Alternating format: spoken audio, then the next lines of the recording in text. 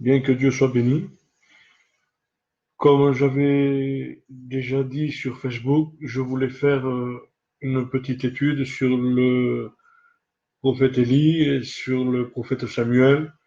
Donc, pour pas prendre trop de temps, je vais essayer de faire le maximum pour faire le plus vite possible. Voilà, pour commencer de parler d'Élie.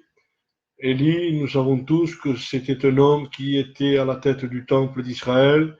C'est lui qui guidait la maison de Dieu, c'est lui qui était le responsable, c'est lui qu'on allait trouver lorsqu'il y avait un problème au milieu des Juifs, des Hébreux. Mais la Bible nous dit que cet homme qui était à la tête du peuple était un homme corrompu et était un homme qui tolérait le péché.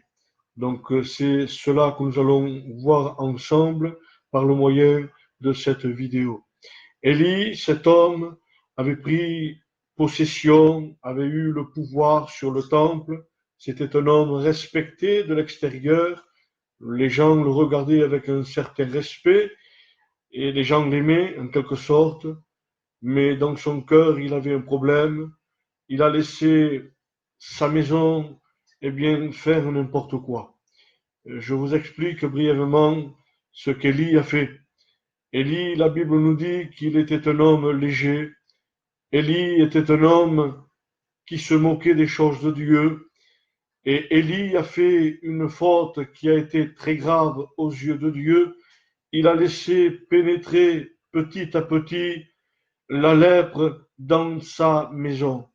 Qu'est-ce qu'il a fait? Eh bien, la Bible nous dit que Élie laissait ses deux fils, qui étaient des vauriens, faire n'importe quoi dans la maison de Dieu. Et j'aimerais vous dire, mes frères et sœurs, vous qui m'écoutez, qu'on ne se moque pas de Dieu. Ah, on peut plaisanter avec un homme, peut-être avec un pasteur, mais on ne se moque pas de Dieu parce qu'il y aura toujours un prix à payer lorsqu'on fait ces choses-là. Élie s'est permis d'un côté de faire n'importe quoi dans la maison de Dieu. La Bible nous dit que ses fils, qui étaient des hommes mauvais, des hommes avec un cœur partagé, des hommes qui avaient un sentiment qui n'était pas bon, qui n'était pas de Dieu, eh bien ces hommes faisaient n'importe quoi dans la maison de Dieu. J'ai trop de respect pour chacun de vous pour dire ce que ces hommes faisaient dans la maison de Dieu, mais vous pouvez le découvrir en lisant la parole de Dieu. Ils avaient blasphémé dans la maison de Dieu. Et nous allons nous arrêter quelques instants pour voir eh bien, ce que cela provoque lorsque un homme, lorsqu'un pasteur eh bien, agit de la sorte. J'aimerais vous dire que la mort charnelle, bien sûr, la mort du corps, et aussi la mort spirituelle, planait sur la maison d'Élie. La Bible nous dit que parce que Élie a laissé faire ses fils, la Bible nous dit que Dieu l'a repris. Et la Bible nous dit également qu'Élie a continué, Élie a laissé faire ses fils parce que Élie n'avait plus la vision de Dieu. Élie n'avait plus l'esprit de Dieu. Et lorsqu'on n'a plus l'esprit de Dieu, lorsqu'on n'est plus guidé par le Saint-Esprit, la Bible dit qu'un aveugle ne peut pas conduire un autre aveugle. Et j'aimerais dire à vous qui me regardez que la mort planait au-dessus de la maison d'Élie. La Bible dit qu'à un moment donné, ses fils vont passer par le fil de l'épée. Ils ont été tués, ils ont passé par la mort parce qu'on ne se moque pas de Dieu.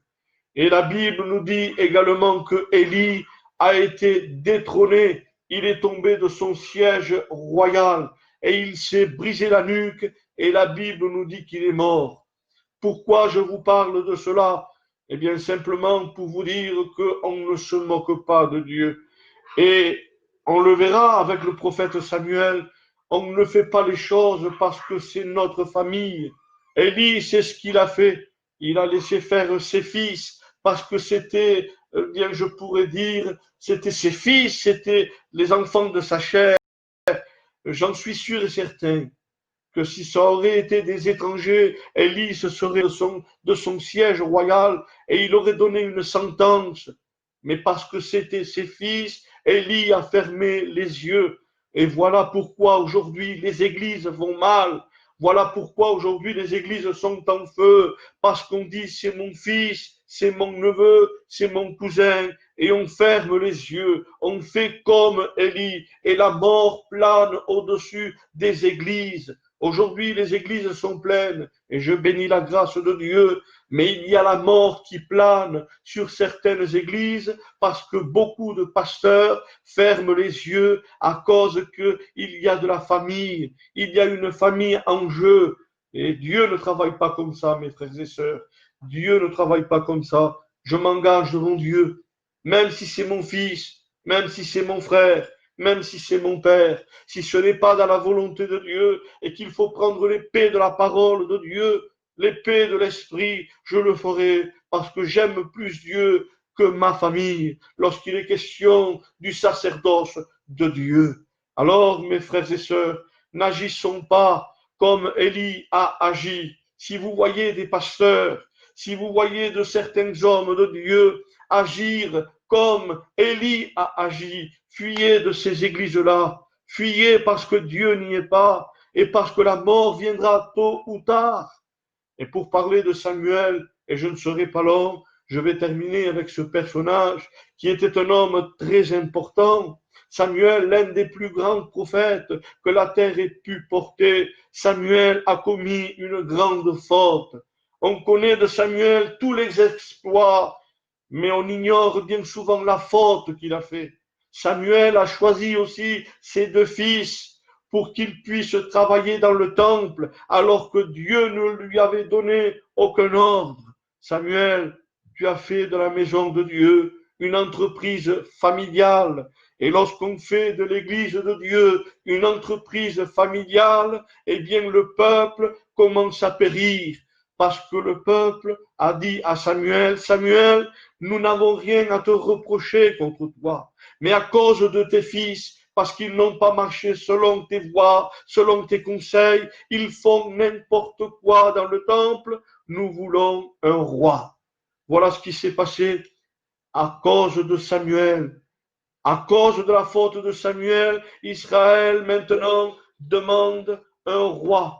Ils veulent être comme les autres nations. Ils ont rejeté la royauté de Dieu. Pourquoi? Parce que Samuel a fait de la maison de Dieu une entreprise familiale.